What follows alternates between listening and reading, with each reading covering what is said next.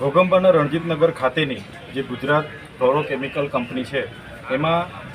30/9ના રોજ gas leakage કરવામાં આવ્યો અને જેના કારણે આજુબાજુ ગામના લોકોને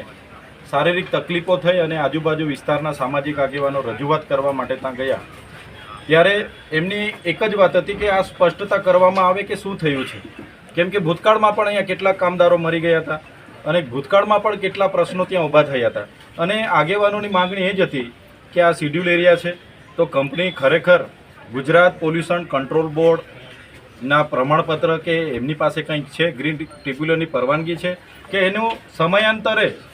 ઇન્સ્પેક્શનો થાય છે કે કેમ, સેફટીના અધિકારીઓ આવે છે કે કેમ, આવી નાની બાબતોમાં પણ ત્યાં પોલીસ અધિકારી, વહીવટીતંત્ર અને કંપનીના મેનેજમેન્ટ દ્વારા યોગ્ય જવાબ ના આપ્યો અને ઉપરા છાપરી લાઠીચાર્જ કરવામાં આવ્યો, જેના કારણે ઘણા લોકોને ઈજાઓ થઈ છે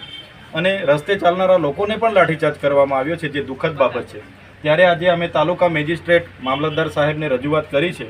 કે આવી ઘટના નહીં ઘટવી જોઈએ. બધાએ સંકલન કરીને અધિકારી હોય, પ્રશાસન હોય, અહીંના સ્થાનિક આગેવાનો હોય, કોઈ પણ બનાવ બને કે આકસ્મિક ઘટના ઘટે એનું નિરાકરણ લાવવાનું હોય એની જગ્યાએ વધુ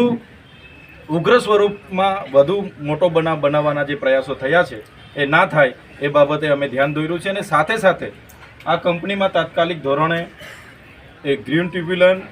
જીપીસીબી અને પર્યાવરણ તમામ વિભાગો દ્વારા ઇન્સ્પેક્શનો કરીને આને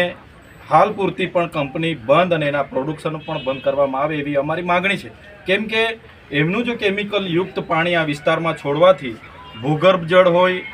અહીંના ઉપરના નદી નાળાની હોય કે ખેતીની જમીન હોય, પર્યાવરણને જળવાયુને ખૂબ મોટું નુકસાન થાય છે, જેથી કરીને આ પ્રકારની કંપનીઓને બંધ કરવામાં આવે એ પ્રકારની અમે રજૂઆતો કરી છે.